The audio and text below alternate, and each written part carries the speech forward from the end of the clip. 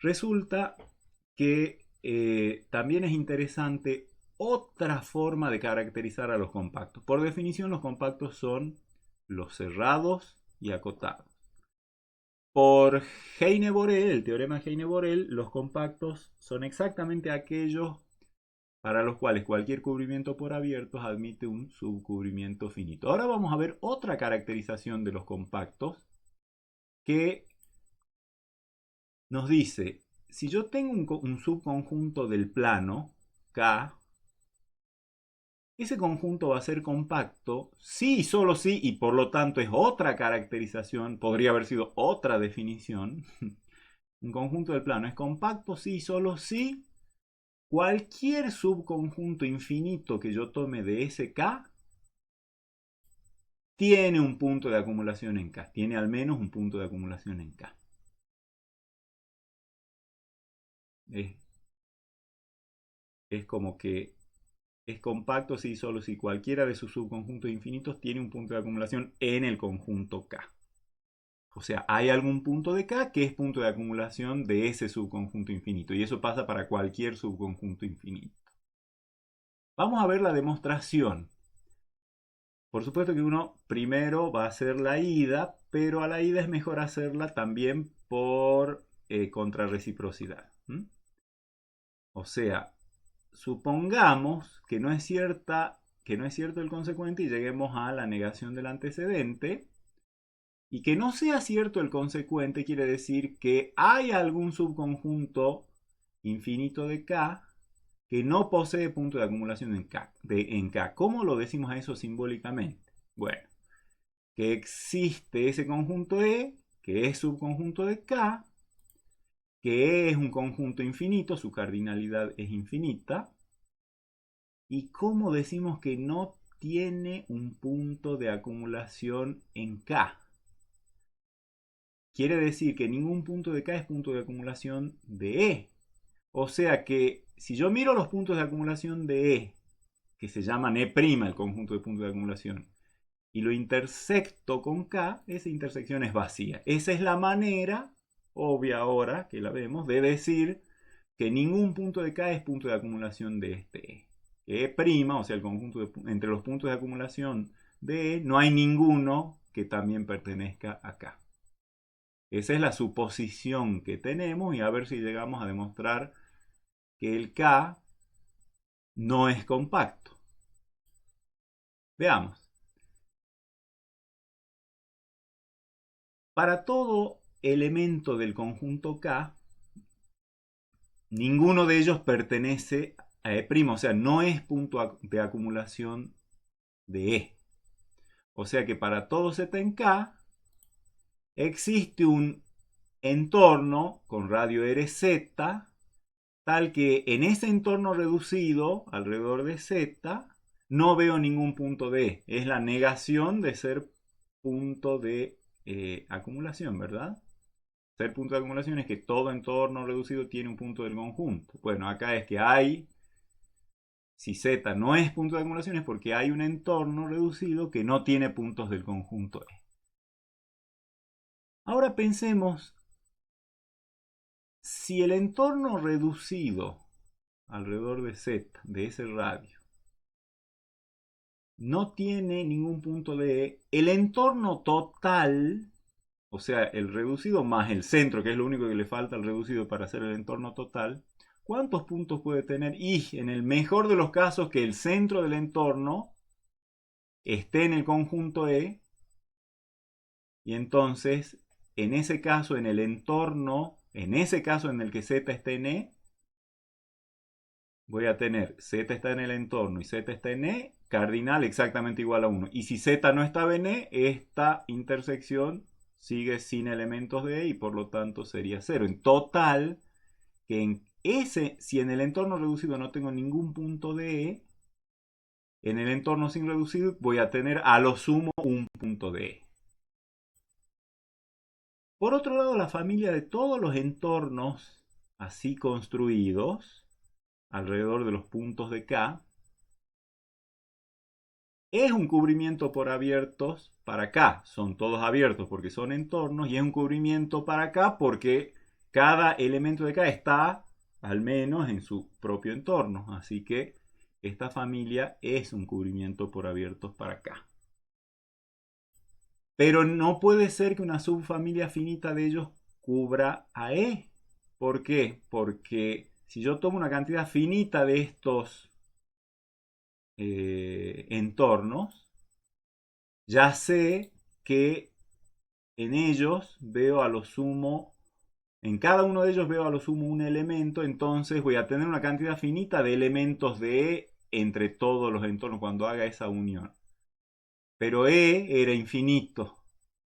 Así que no hay forma de que esta unión de entornos que una unión de entornos finitas elegida de acá cubra a todo E. Reitero por qué. Porque cada entorno contiene a lo sumo un punto de E. Si yo tomo una cantidad finita de entornos, voy a tener a lo sumo una cantidad finita de puntos de E. Y nunca una cantidad infinita, que es lo que necesitaría porque E tiene infinitos puntos. Y si no cubre a E, menos va a cubrir a K, porque E era un subconjunto de K. Así que, ¿qué hemos logrado? Ver que hay un cubrimiento por abiertos para K que no tiene subcubrimiento finito por la equivalencia con los conjuntos compactos, que ya sabemos que los compactos del plano son aquellos, o sea, los cerrados y acotados son exactamente aquellos para los cuales cualquier cubrimiento por abiertos posee subcubrimiento finito. Vemos que eso no se cumple aquí para K. Entonces K no es compacto y efectivamente hemos llegado a la negación del antecedente en la dirección de izquierda a derecha de la implicación. Vamos con la otra dirección. Para la otra dirección, ¿cuál es nuestra hipótesis? Que todo subconjunto infinito de K posee un punto de acumulación en K, es decir, para todo subconjunto de K, si el subconjunto es infinito, entonces hay al menos un punto de acumulación de E que está en K. O sea, esta intersección es no vacía. Vamos a mostrar que bajo esta hipótesis, el conjunto K sí o sí tiene que ser cerrado y acotado y por lo tanto compacto. Y lo vamos a hacer en cada uno de esos casos por el absurdo. Supondremos que K no fuese cerrado y a ver si eso nos lleva a una contradicción. Más vale que hagamos bien los deberes acá, ¿no? O sea, que no metamos la pata acá, que no lo vamos a hacer. Si K no fuese cerrado, ¿qué quiere decir que un conjunto no sea cerrado? Que hay un punto de acumulación del conjunto que no está en el conjunto. O sea, existe Z en K' menos K. ¿Y qué quiere decir eso? Que para todo n mayor o igual que 1, yo pienso en los entornos de la forma 1 sobre n alrededor de ese Z. Por ser punto de acumulación de K, Z y no estar en K, bueno, más vale que Z no está en K, pero cualquiera de sus entornos, en particular los de la forma 1 sobre n, poseen en el entorno reducido un punto del conjunto K. O sea, existe algún, fijado el n, existe un elemento en K que no es el propio Z, centro del entorno, tal que el módulo de Zn menos Z es menor que 1 sobre n, es decir, Zn está en el entorno reducido directamente de radio 1 sobre n alrededor de Z. Definición de punto de acumulación. Cualquiera de sus entornos posee un punto, entonces tomo el entorno de radio 1 sobre 1, o sea, n igual a 1, y encuentro algún elemento que satisfará esto, que está en este conjunto, y le llamo Z1. Para n igual a 2, pienso en el entorno de radio 1 medio alrededor de Z, en el reducido, también tiene un elemento de K, y le llamaré Z2 y así sucesivamente. Entonces me consigo de esta manera para cada n un Zn que cumple esta condición. Y juntemos a todos esos Zn en un conjunto que llamemos E. O sea, E va a ser la familia de todos los Zn que he construido ahí, así conforme n es mayor o igual que 1. Bueno, ese es un subconjunto de K. porque cada Zn está en K y ni siquiera es Z, así que... Y hay una cosa interesante, que SE tiene un solo punto de acumulación y ese es el Z justito. ¿Cómo lo sabemos a esto? Por un lado, obviamente, fíjense, a este Z cualquier entorno reducido posee un punto de E. Así que basta tomar n suficientemente grande y ver el correspondiente Zn. Es decir, si tomo un R mayor que 0, elijo n mayor que 1 sobre R, pienso en el Zn correspondiente a Sn, y esta distancia por construcción de E menor que 1 sobre n. Por lo tanto está en el entorno, que es menor que R, o sea, Szn está en el entorno reducido, obviamente, de radio R alrededor de Z. Y entonces esa intersección es no vacía y por lo tanto se cumple la definición de que Z es uno de los puntos de acumulación de E. Cualquiera de los entornos de Z contiene un punto de E al menos. ¿Y cómo hacemos para ver que es el único? Y bueno, tomemos un complejo que no sea el Z y veamos que no puede ser punto de acumulación. Y eso es bastante fácil porque si W no es Z, puedo pensar en la distancia entre W y Z, que va a ser mayor que 0, al dividir por 2 va a ser mayor que 0, entonces defino R como la distancia entre W y Z dividido por 2, que va a ser un número mayor que 0. Y elijo ahora un N, cualquier N natural, tal que 1 sobre N sea menor que R, o sea, R puede ser todo lo chiquito que uno quiera, pero siempre es positivo, por lo tanto hay un N suficientemente grande cuyo recíproco se cuela por debajo del R.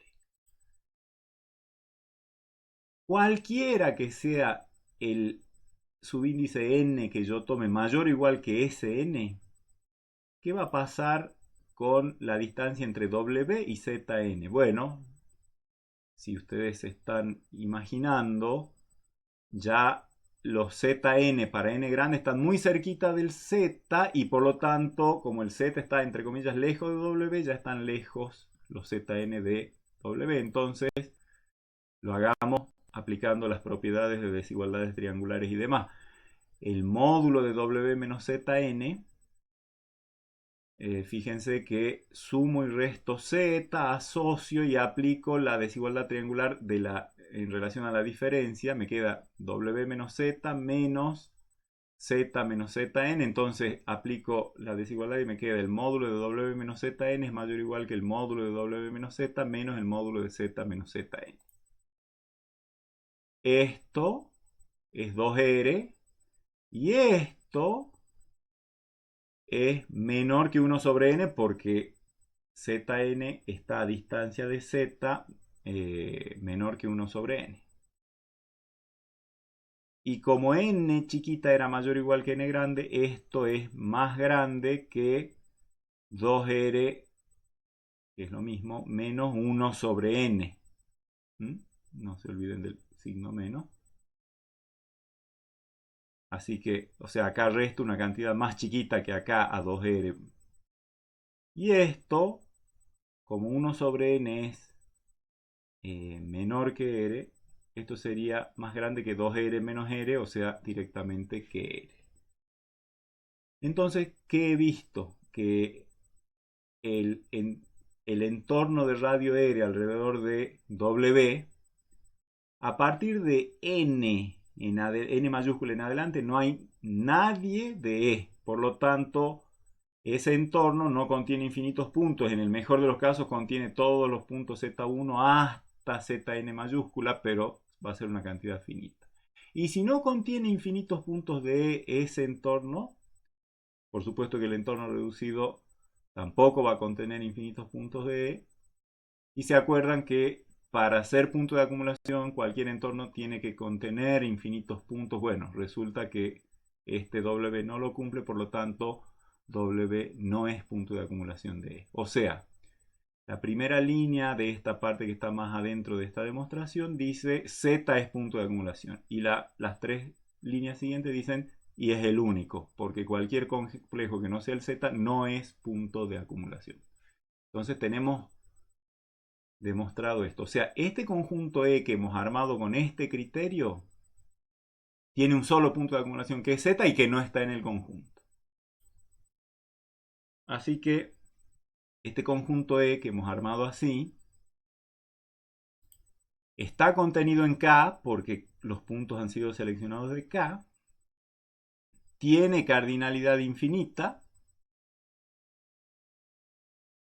Recuerden que un conjunto para tener puntos de acumulación, y este E sí lo tiene, uno, pero alcanza para decir que tiene que ser un conjunto infinito. Recuerden que los conjuntos finitos no tienen puntos de acumulación, así que este que sí tiene un punto de acumulación tiene que ser un conjunto infinito. Y encima cumple que E' consiste únicamente en Z y Z no pertenece a K, por lo tanto E' intersección K es vacío. O sea, contradicción a la hipótesis. Todo esto que está en recuadro acá sería la cosa errónea a la que llegaríamos si es que supusiéramos que K no fuese cerrado. Por lo tanto, K es cerrado. O sea, cualquier conjunto que cumpla que cualquier subconjunto infinito tiene un punto de acumulación en el conjunto, tiene que ser un conjunto cerrado. Nos falta demostrar si K es acotado. Veamos, vuelvo a anotar acá la hipótesis, vamos con la segunda parte de la vuelta, la de que K es acotado. ¿Sí? La hipótesis es la misma que teníamos hace un rato, la he vuelto a anotar porque la vamos a necesitar.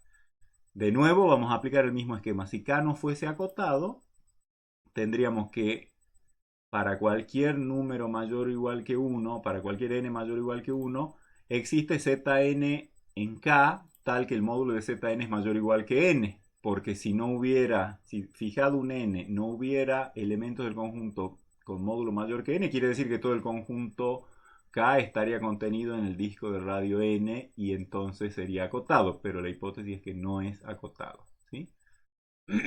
No cabe en ningún entorno K. Entonces, a la familia de puntos que así me consigo para cada n, la junto en un conjunto que llamaré E. Que por supuesto, por la elección de cada Zn, va a ser un subconjunto de K. Sin embargo, ese conjunto E no tiene puntos de acumulación. ¿Por qué decimos esto? Porque cualquier complejo que yo tome, si quisiera verificar que es un punto de acumulación, tengo que ver que cualquiera de los entornos de este punto contiene infinitos puntos del conjunto y ya intuitivamente nos damos cuenta que los puntos del conjunto estos van alejándose cada vez más del origen. Pero bueno, hagamos la demostración formal. Tomo un número complejo cualquiera para ver si puede ser punto de acumulación. Tomo un entorno cualquiera alrededor de W y ese entorno alrededor de W es un conjunto acotado, por lo tanto cabe en algún entorno de radio suficientemente grande alrededor del cero, con radio que sea un número natural, solo por el hecho de ser acotado el entorno. Entonces, ese entorno, el entorno de radio n alrededor del cero contiene a lo sumo una cantidad finita de puntos de E, porque recuerden que para todo n mayor o igual, para todo n chiquita mayor o igual que n grande, ya el módulo de Zn es más grande que n, por lo tanto ya se salieron los Zn chiquita del entorno de radio n alrededor del cero. Y entonces, si este entorno no contiene una cantidad infinita de puntos de E, menos puede contener este entorno de W que estaba metido en este entorno. Por lo tanto, el W no es un punto de acumulación porque no cumple aquella propiedad de que un punto de acumulación, cualquier entorno contiene infinitos puntos del conjunto. Así que que hemos llegado a construir un conjunto que claramente tiene que ser infinito, porque si fuera finito sería acotado, que es un subconjunto de K, y que si yo hago E' intersección K, bueno, es el vacío intersección K y me da vacío, de nuevo, contradiciendo la hipótesis. La hipótesis decía que cualquier subconjunto infinito de K tiene esta intersección es no vacía. Y bueno, acá llegamos a la negación de eso. Eso es si supusiera que K no es acotado. O sea que de nuevo está todo bien hecho salvo la suposición. Quiere decir que la suposición está mal porque nos lleva a una contradicción y entonces resulta que K tiene que ser acotado. Y bueno, como K es cerrado y acotado, por supuesto que es compacto, que es, digamos, la vuelta del teorema de caracterización. Queda una consecuencia interesante de ese teorema, y fácil y directa prácticamente, que es que todo subconjunto del plano que sea infinito y acotado tiene al menos un punto de acumulación.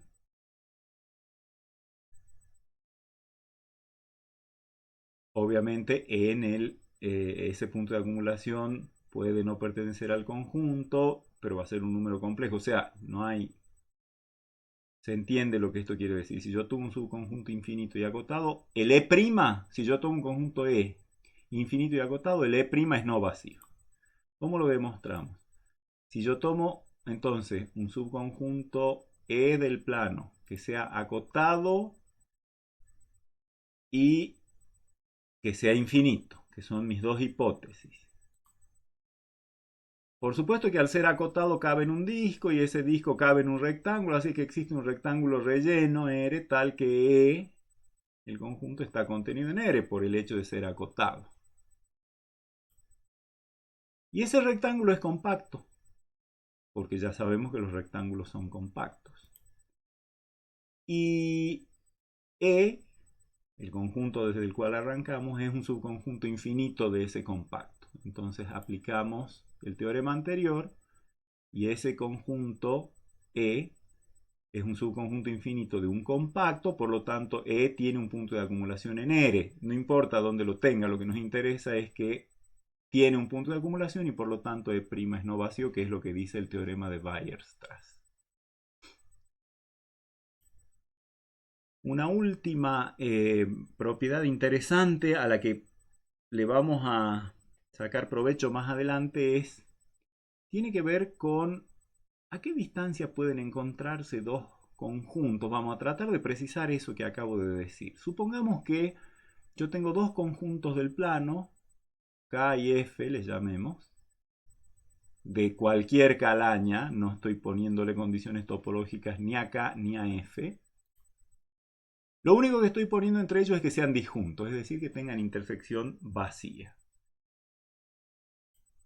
Y ahora me pregunto, ¿la distancia entre puntos de uno y otro tiene una cota inferior positiva? Porque uno dice, bueno, si dos conjuntos son disjuntos, un elemento de acá y un elemento de acá están a distancia mayor que cero, pero hay una distancia, hay una cota inferior uniforme, positiva, epsilon, digamos, para las distancias entre puntos de acá y puntos de acá. O sea, concretamente, existe alguna cantidad positiva, no importa qué tan pequeño o tan grande sea, positiva, tal que cualquiera sea el elemento que yo tome en K y el elemento que yo tome en F, mido la distancia y esa distancia es mayor o igual que ese epsilon. Esto sería trivial si yo no pusiera epsilon mayor que 0, porque epsilon igual a 0 cumple, pero la idea es, ¿están acotadas uniformemente por debajo las distancias entre los puntos de dos conjuntos disjuntos a través de un número positivo estrictamente? Veamos un ejemplo. Voy a tomar como K el conjunto de los números sobre la recta real en el plano que van desde menos 1 hasta 0, sería el intervalo abierto, o sea, parte imaginaria 0 y parte real entre menos 1 y 0. Y F, algo parecido, pero los números en el intervalo abierto 0, 1. Vemos la figura. Por supuesto que son dos intervalos abiertos que se tocan los codos justo en el 0, que es el extremo superior, el borde superior de K, que a la vez es el borde inferior de F, pero no pertenece ni a uno ni a otro. Bueno, por eso también los dos son conjuntos disjuntos, ¿no? Y ahora me pregunto si es posible acotar inferiormente con una cantidad positiva las distancias entre puntos de K y puntos de F. Y yo digo que no, porque para cualquier epsilon que yo me fije, tomo z igual a menos epsilon sobre 4. Bueno, pienso en un epsilon chico, no, tampoco muy grande, porque si fuera grande tomo cualquier pareja de puntos y ya se va a cumplir. Pero me interesa para epsilon chiquito, ¿no? Si yo tomo menos epsilon sobre 4, dado cualquier epsilon, pienso en el número menos epsilon sobre 4 que va a andar por acá, y más epsilon sobre 4 que va a andar por acá, van a ser puntos, uno va a ser z en K y otro va a ser W en F. ¿Y a qué distancia se encuentran? Por supuesto a epsilon sobre 2, que es menor que epsilon. O sea, no hay una cota inferior positiva para lo que pueda ser de distancia entre puntos de un conjunto y otro. Sin embargo, cuando los conjuntos K y F tienen esta propiedad, que sean uno de ellos compacto y el otro cerrado. Si fueran los dos compactos también se cumple, porque eso garantizaría que uno es compacto y otro cerrado, pero lo debilitemos hasta lo más que podamos. Con pedirle a K que sea compacto y a F que sea cerrado y que sean disjuntos, por supuesto, seguro que existe una cota inferior estrictamente positiva para las distancias entre los puntos de uno y otro conjunto. O sea, existe un epsilon mayor que 0, tal que cualquiera sea el z en K y el W en F, la distancia entre z y W es mayor o igual que epsilon. Y la demostración es bastante rápida, porque al ser de intersección vacía K y F, quiere decir que K está contenido en el complemento de F. Y como F es cerrado, F complemento es abierto. Por lo tanto, cada punto de K es un punto interior de F complemento, y en tal carácter, cada punto de K, cada Z de K admite un radio de entorno tal que el correspondiente entorno alrededor de ese Z de K, bueno, voy a pensar en el doble. O sea, el hecho de que Z esté en K y K sea subconjunto de un abierto, dice, este Z hay un entorno contenido en F complemento. Ese entorno tendrá un radio, digamos, R mayúscula. A ese R mayúscula lo divido entre 2 y eso me da el R sub Z. O como quieran, al R mayúscula lo reemplazo por 2R sub Z. O sea, le llamo R sub Z a la mitad del radio que me garantiza el hecho de que Z sea un punto interior de F complemento. Entonces ahora voy a pensar en la familia de todos los entornos con radio R sub Z, o sea, más chiquitos todavía. Por supuesto que es un cubrimiento por abiertos para acá, porque tengo para cada Z en K tengo su propio entorno, por lo menos está allí cada Z en K, así que cada Z en K pertenece a por lo menos su propio entorno, entonces está en la unión de todos ellos y por lo tanto todos estos son abiertos, así que esta familia de entornos que construyo así es un cubrimiento por abiertos para K que es compacto. Y por lo tanto hay una subfamilia finita de esta familia, le llamaré a los centros ZJ con J desde 1 hasta N, y a los radios RJ, R1 hasta Rn. ¿Sí? Son una colección finita de estas bolas que cubren unidas acá. Este es el subcubrimiento, un subcubrimiento por abiertos para acá de esta familia. Y fíjense que tenemos el hecho de que para cada z, el entorno de radio 2RZ alrededor de z está contenido en F complemento, por lo tanto no toca a F. Eso va a pasar también, obviamente, esta subcolección de discos de esta familia, más vale que cumple todas las condiciones, porque esta condición se cumple para todos estos, en particular para cualquier subfamilia. Así que tenemos esto, por lo tanto, esto quiere decir que para cualquier punto en F y para todo Z en el entorno de radio RJ alrededor de ZJ, o sea, para cualquiera de estos discos, tenemos que la distancia entre W y Z la voy a triangular también por el lado del mayor o igual, sumo y resto ZJ y agrupo así. O sea, acá tengo W, que estaba acá, menos ZJ, menos por menos más ZJ, así que los ZJ se van a cancelar y va a quedar menos Z, esto es igual a esto. Aplico la triangular, esto es mayor o igual que el módulo de esto menos el módulo de esto. Ahora, el módulo de esto, fíjense que como W no está, como W está en F, W no está en F complemento, por lo tanto W no puede estar en este entorno y por lo tanto la distancia al centro del entorno es mayor o igual que el radio del entorno, que es 2RJ. Menos este módulo de Z menos ZJ, si Z está en el entorno del radio RJ alrededor de ZJ, esta distancia, digamos el módulo este, es menor que RJ. Así que con la resta esta, toda esta cantidad queda mayor o igual que RJ.